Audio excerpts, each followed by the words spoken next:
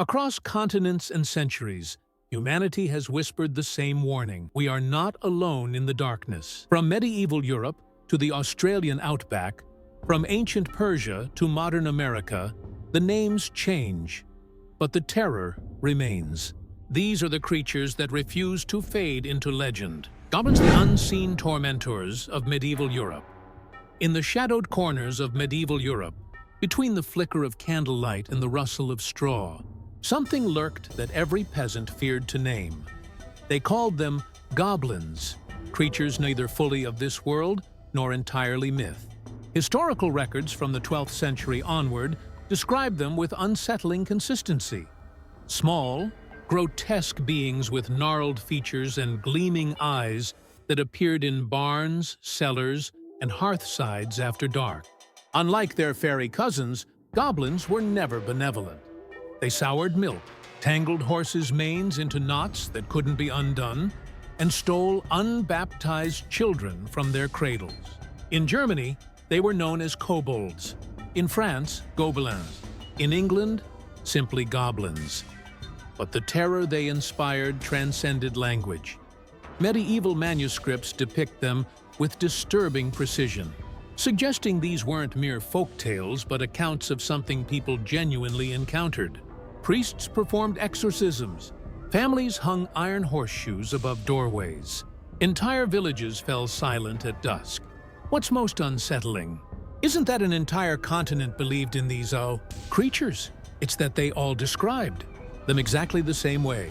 Trolls the stone, giants of the northern wilderness, deep in the forests and mountains of Scandinavia. Ancient stories speak of beings that turned to stone at the first light of dawn. Trolls were not mere folklore to the Norse people. They were a fundamental part of the landscape itself.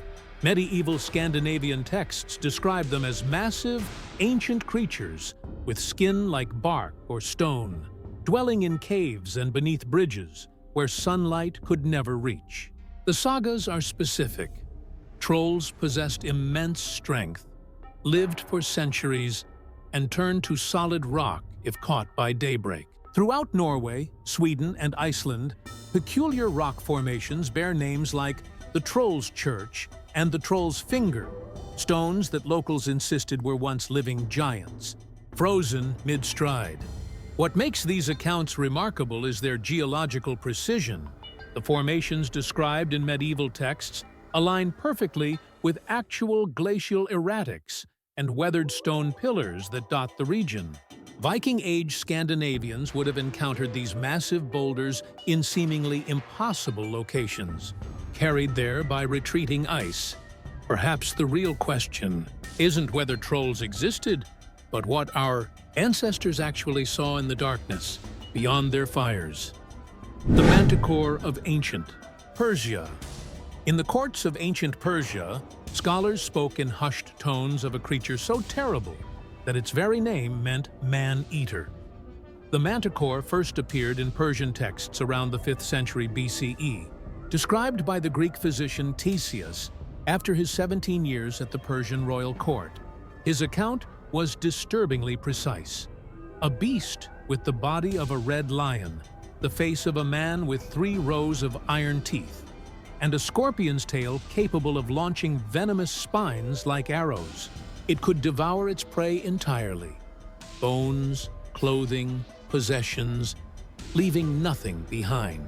Persian hunters reported finding sites of complete disappearance where travelers had simply ceased to exist. What's intriguing is that Ctesias didn't present this as legend. He documented it as natural history, claiming multiple witnesses and comparing its behavior to known predators. Ancient trade routes through Persia's remote mountains were abandoned for centuries, their caravanserais left to crumble.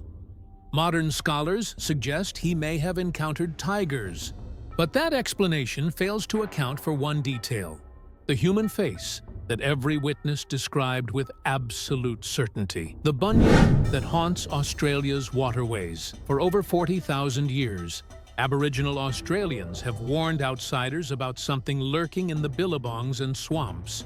something that should never be disturbed. The Bunyip appears across dozens of Aboriginal language groups, each with remarkably consistent descriptions.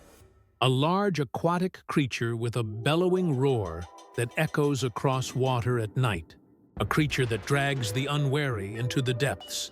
When European settlers arrived in the 1800s, they documented these accounts with growing unease. Indigenous communities from vastly different regions, separated by thousands of miles, all described the same bone-chilling cry, the same disturbed water, the same disappearances. In 1847, a strange skull was briefly displayed in the Australian Museum, identified by local Aboriginal people as belonging to a bunyip. Before scientists could study it further, it vanished from the collection. Fossilized remains of Diprotodon, a 3-ton marsupial that went extinct roughly 40,000 years ago, have since been found in these same waterways. The timeline is impossible to ignore.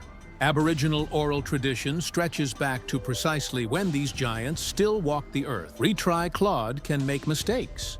Please double-check responses. Empusa, the shape-shifting demon of ancient Greece. In the philosophical schools of classical Athens, even the most rational minds spoke cautiously of Empusa, a creature that wore beauty like a mask. Ancient Greek texts describe her as a daimonic entity sent by the goddess Hecate, appearing most often at crossroads and lonely paths after sunset. But Empusa possessed an ability that set her apart from other monsters. She could shift her form at will. Travelers reported encountering beautiful women who revealed, upon closer inspection, one leg of brass and one leg of a donkey. The playwright Aristophanes documented her in 405 BCE, not as myth, but as something his audience would immediately recognize. Philosophers like Apollonius of Tyana claimed to have exposed an Empusa masquerading as a wealthy bride, watching her vanish when confronted with the truth. What's particularly unsettling is the consistency of the accounts. She fed on young men, draining their blood and life force while they slept. Protection required speaking her name aloud, acknowledgement that broke her illusion. The ancient Greeks didn't question whether Empusa existed. They only wondered who among them might be walking beside her in disguise. Retry Claude can make mistakes.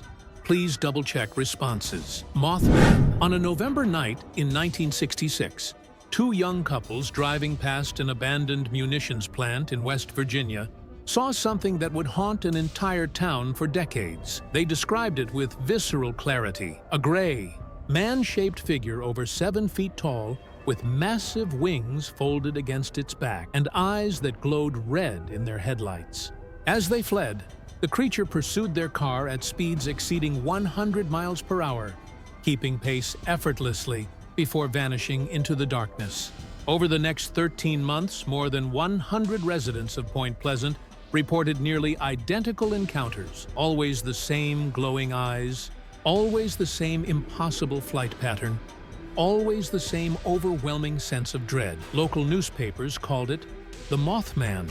Then, on December 15, 1967, the Silver Bridge collapsed during rush hour, plunging 46 people to their deaths in the icy Ohio River. Witnesses reported seeing the creature perched on the bridge's steel structure in the days before the disaster. After the collapse, the sightings stopped completely. Point Pleasant never saw the Mothman again. But other towns, before their own tragedies, have. Retry Claude can make mistakes. Please double-check responses. Baba Yaga, the witch who lives between worlds, deep in the Slavic forests, where ancient trees grow so dense that sunlight never touches the ground. Folklore speaks of a being far older than Christianity itself. Baba Yaga appears in tales from Russia to Poland, described with unsettling consistency across centuries. A skeletal crone who dwells in a hut that stands on giant chicken legs, constantly rotating, never still. She flies through the night in a mortar, steering with a pestle, sweeping away her tracks with a birch broom. But Baba Yaga is no simple villain. Medieval texts reveal something more complex. She could be helper or destroyer, depending on the respect shown to her. Those who approached her hut with proper reverence might receive wisdom or magical aid. Those who didn't were devoured.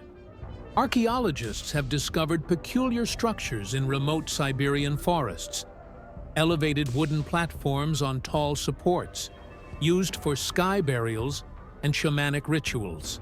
The resemblance to a hut on legs is impossible to dismiss. Slavic communities built these liminal spaces deliberately, thresholds between the living world and the dead. Perhaps Baba Yaga was never meant to be understood as human. Perhaps she was the threshold itself. 7 creatures, 7 cultures, 7 impossible consistencies. Perhaps the most unsettling mystery isn't what our ancestors claimed to see in the shadows. It's why we stopped looking for it.